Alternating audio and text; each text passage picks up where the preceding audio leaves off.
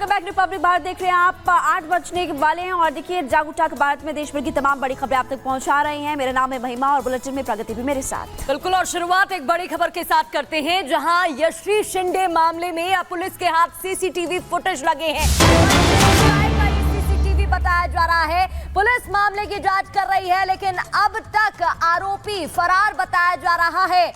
तो आपको जानकारी दे दें, यश्री हादसे से जुड़ा सीसीटीवी मिला। 25 जुलाई का ये सीसीटीवी बताया जा रहा है, जिसमें आरोपी यश्री का पीछा करते दिखाई दे रहा है। ये देखिए वो तस्वीरें, यश्री शिंदे इन तस्वीरों में दिखाई दे रही है, हाथों में छाता लिए वो आगे बढ़ती नजर आ रही है और उसका पीछा आरोपी कर रहा था, जिसने बेरहमी से 20 साल की यश्री शिंदे को मौत के घाट उतार डाला। उरण में यश्री का शव मिला था और 25 जुलाई का ये सीसीटीवी बताया जा रहा है। ये देखिए, ये दाऊद शेख भी आपको तस्वीरों में नजर आ रहा है। ये पीछा कर रहा था यश्री का, जिसके बाद उसको बेरहमी से बर्बरता के साथ मार देता है और कई बार हमला करते हुए कई बार वार भी करता है उसके कंधे पर, उसके पीठ पर, यहां तक कि प्राइवेट पार्ट पर भी वार किया जाता है और बहुत बेरहमी से मार डालता है। देखिए सीसीटीवी में दाऊद दिखा और ऐसे में देखिए सुराग मिलते हुए नजर आ रहे हैं। आपको सीधा तस्वीरें दिखा रहे हैं लगातार हम। देखिए आपको यशस्वी शिंदे यहाँ पर फिलहाल नजर आ रही है। देखिए छाता है हाथ में और देखिए तस्वीरें आप देख सकते हैं, लेकिन इसी बीच आपको उसके बाद नजर आएगा कि यहाँ पर दाऊद भी नजर आएगा। तो देखिए सीसीटीवी बताया जा रहा है 2:22 का दाऊद शेख अब आपको नजर आ रहा है। देखिए पीछा करते हुए नजर आ रहा है और 2:22 जो है सेकंड, देखिए आपको 22 मिनट आप लगातार आपको बता रहे हैं कि 2 बजे का क्या 2:30 बजे के आसपास का ये बताया जा रहा है वीडियो। और इस वक्त आप देखेंगे कि दाऊद शेख भी यहाँ पर नजर आ रहा है। शुरू में आपको तस्वीर दिखाई थी जिसमें आपको यशस्वी नजर आ रही थी और उसके बाद आपको दाऊद शेख भी नजर आ रहा है और इसी सीसीटीवी के आधार पर जांच पड़ताल और तेज होते हुए नजर आएगी। लेकिन सबसे बड़ी बात कि इस तरह के मामले लगातार बढ़ते जा रहे हैं और अब देखिए सीसीटीवी के आधार पर और एंगल से भी जांच पड़ताल की जाएगी। लेकिन इस तस्वीर में आप देख सकते हैं, हाईलाइट हमने किया है, ये जो आपको शख्स इस वक्त वीडियो में नजर आ रहा है ये दाऊद शेख है और इस वक्त 2 तस्वीरें कैमरा 1 और 2 से आपको लगातार हम दिखा भी रहे हैं।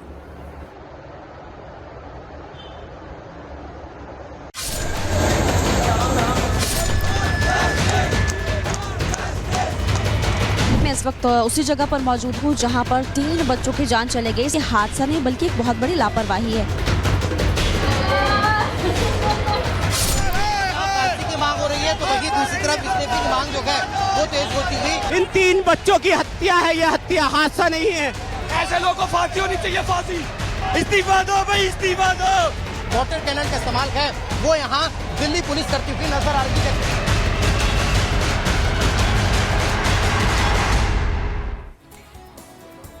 देखिए दिल्ली के राउज आईएएस कोचिंग सेंटर में बेसमेंट में डूबने से 3 छात्रों की मौत हो गई, जिसको लेकर कई सवाल यहां पर खड़े हो रहे हैं। जांच पड़ताल की जा रही है, लेकिन अब बड़ी खबर के तौर पर आपको बता रहे हैं कि चश्मदीद भी सामने आ चुका है और उसने बताया है कि कैसे 30 से 35 बच्चे उस वक्त वहां पर फंसे हुए थे। प्रगति सेंटर हादसे के चश्मदीद ने अपनी आपबीती सुनाई है। चश्मदीद हृदय चौहान ने हादसे की आपबीती सुनाई। उस समय 30 से 35 बच्चे थे। उसने बताया कि बहुत मुश्किल हो रही थी, बाहर निकल नहीं पा रहे थे क्योंकि एकदम 2 से 3 मिनट ही हुए थे जब पानी भर जाता है और कई फीट पानी भर जाता है। गार्ड सबको जल्दी से निकालने के लिए बोल रहा था। एंट्री गेट के बाद बहुत पानी था। तो चश्मदीद, जिसका नाम हृदय चौहान बताया जा रहा है, उसने आपबीती बताई। उसने बताया कि वो वहां मौजूद था और किस तरह से गार्ड बाहर निकाल रहा था। सभी बच्चों को जल्दी से बाहर निकाला जा रहा था, उन्हें रेस्क्यू किया जा रहा था। उन्हें बोला जा रहा था कि आप समय रहते बाहर निकल जाइए, क्योंकि कुछ मिनट में ही, कुछ मिनटों में ही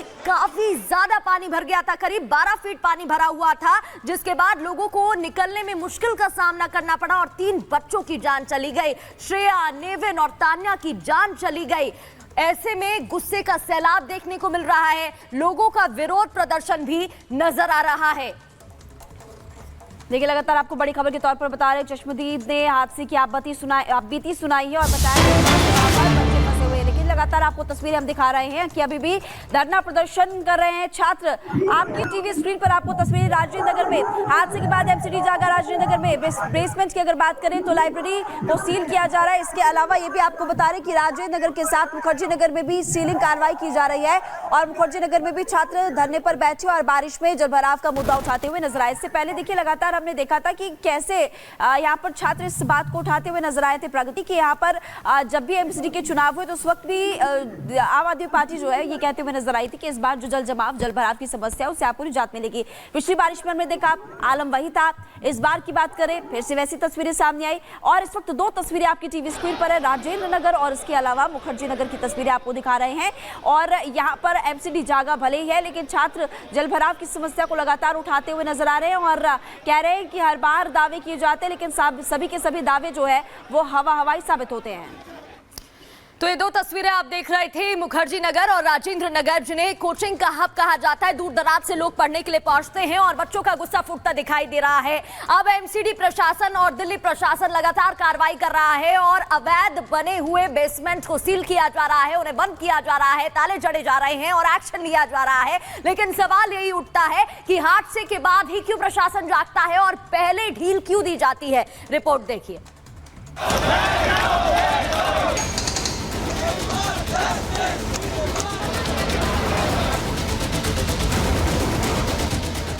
सोए हुए सिस्टम ने दिल्ली में 3 होनहार छात्रों को मौत की नींद सुला दिया।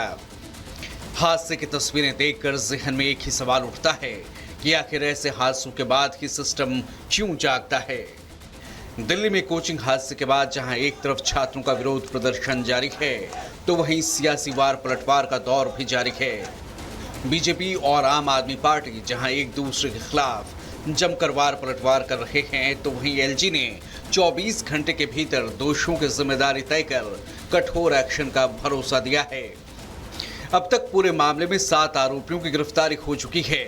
20 बेसमेंट सील किए जा चुके हैं। एक इंजीनियर को टर्मिनेट, एक को सस्पेंड भी किया जा चुका है। तो वहीं दिल्ली पुलिस ने राजेंद्र नगर हादसे के बाद एमसीडी को नोटिस भेजकर पूछा है कि आखिर ड्रेनेज सिस्टम की जिम्मेदारी किसकी है। वहीं गृह मंत्रालय ने दिल्ली के ओल्ड राजेंद्र नगर में कोचिंग के बेसमेंट में हुए हादसे की जांच के लिए कमेटी का गठन किया है। ये समिति 30 दिनों के भीतर न सिर्फ हादसों की जांच करेगी बल्कि जिम्मेदारी तय करने के साथ साथ सुझाव भी देगी। अब दिल्ली में एक्शन देखने को मिल रहा है। बुलडोजर कार्रवाई हो रही है, अवैध निर्माणों को ध्वस्त किया जा रहा है। देश भर के कोचिंग सेंटर्स अब अलर्ट पर हैं। दिल्ली से लेकर जयपुर तक कोचिंग सेंटर के नाम पर मौत का कुआं तैयार कर लाखों की उगाही करने वाले कोचिंग सेंटर्स को सील करने की कार्यवाही चल रही है। एमसीडी ने ओल्ड राजेंद्र नगर इलाके में स्थित ऐसे 13 कोचिंग सेंटर जो बेसमेंट में नियमों का उल्लंघन कर रहे थे उनके बेसमेंट को सील कर दिया है। एमसीडी की ओर से इन सभी कोचिंग संस्थानों पर नोटिस चस्पा कर उनसे जवाब मांगा गया है। मतलब साफ है कि अब भी ऐसे कई मौत के कोचिंग सेंटर्स चल रहे हैं जो अभी भी हादसों को दावत दे रहे हैं। राजेंद्र नगर में जो दुर्घटना हुई उसका असर अब मुखर्जी नगर पे भी पड़ने लगा है। आप ये नोटिस यहाँ पर देख रहे हैं, राजेंद्र नगर में हुई दुर्घटना में मृतक छात्रों को श्रद्धांजलि के नोटिस यहाँ पर आपको नजर आ जाएंगे। लेकिन ये जो दृष्टि एक तरीके से इंस्टीट्यूट है, आप ये देखेंगे पुलिस बल यहाँ पर तैनात किया गया है। इस दृष्टि इंस्टीट्यूट को भी अब यहाँ पर बंद किया गया है और कारण ये बताया जा रहा है कि जो क्लासेस यहाँ पर चलती थी वो बेसमेंट में चलती थी और जो नियम कानून का पालन यहाँ पर किया जाना था वो नियम कानून का पालन जो है वो यहाँ पर नहीं किया गया। कुछ स्टूडेंट है उनसे हम बात करेंगे। समस्या ये है कि कोचिंग एक बिजनेस बना लिया गया है। जो कोचिंग और यहाँ पे जो डीलर हैं ये सब एक तरह से नेक्सस चल रहा है और इनको भी रोकना होगा। यहाँ पे जो रेजिडेंशियल एरिया में भी लाइब्रेरियाँ चल रही है। यहाँ पे ऊपर देख लीजिए पूरी लाइब्रेरी लगे हुए हैं, तारों का ये झुंड देख लीजिए, आपको दिखेगा यहाँ पे। और कोचिंग यहाँ पे नीचे बेसमेंट में चलाई जा रही है। अगर इस तरह की दुर्घटना होगी तो इसके लिए जिम्मेदार कौन होगा? मुखर्जी नगर में प्रशासन हरकत में आया है। यहाँ प्रशासन ने दृष्टि आईएएस कोचिंग की बेसमेंट में चलने वाली क्लास को सील कर दी है। यहाँ बेसमेंट पे 5 अलग अलग क्लासेस चल रही थी जिस पर अब सरकारी सील लगा दी गई है।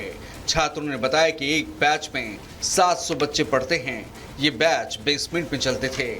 यहाँ पे जयपुर पुलिस कमिश्नर के आदेशों के बाद में अब जो लाइब्रेरी है बेसमेंट्स में जहाँ पढ़ाई होती है वहाँ जो चेकिंग जो है वो शुरू हुई है। कागजात देखे जा रहे हैं, फायर सेफ्टी सिस्टम जो है वो देखा जा रहा है, बेसमेंट से निकलने का रास्ता क्या हो सकता है दूसरा वो देखा जा रहा है। और यहाँ पे आप ये देख सकते हैं बच्चे पढ़ाई भी कर रहे हैं और बच्चों से हम बात करने की कोशिश भी करेंगे। थोड़ा सफोकेशन होता है, एग्जॉस्ट है, वैसे 2-3 है, अंदर भी है, तो कोई दिक्कत नहीं होती। भी हो जाता है, दिक्कत होती है थोड़ी बहुत, तो गेट खोल देते वो भी खुल जाता है, एसी भी चला देते। सफोकेशन का प्रॉब्लम तो होता है थोड़ा सा। सफोकेशन का प्रॉब्लम? हाँ। और फिर भी एक्चुअली मेजर जो भी है प्रिकॉशंस लेनी चाहिए, मतलब जेडीए वगैरह को उधर एमसीडी का लेने चाहिए। हाँ, फिर भी मतलब जितना भी है कि वो तो क्या है, कोचिंग का बेसमेंट 2-3 दिन से कंटिन्यू चल रहा है, उसमें हमने भी पढ़ा था। तो वहीं अब ओल्ड राजेंद्र नगर स्थित श्री राम आईएएस कोचिंग के बाहर अतिक्रमण को तोड़ा गया, बुलडोजर कार्रवाई की गई। दिल्ली हादसे के बाद देश के दूसरे कोचिंग सेंटर हब यानी कोटा में प्रशासन फुर्ती में आ गया है। जयपुर पुलिस कमिश्नर ने सभी थाना अधिकारियों को आदेश दिए हैं कि अपने अपने इलाकों में कोचिंग और लाइब्रेरी जो बेसमेंट में चल रही हैं, उनके सुरक्षा उपकरणों और भवन की स्थिति का आकलन करें, बिल्डिंग की स्थिति कैसी है इसकी जानकारी जुटाएं। जयपुर के गोपालपुर इलाके में बहुत सारे कोचिंग और बेसमेंट लाइब्रेरी में हैं, जिन्हें लेकर पुलिस ने कल मौके पर जाकर जानकारी जुटाई।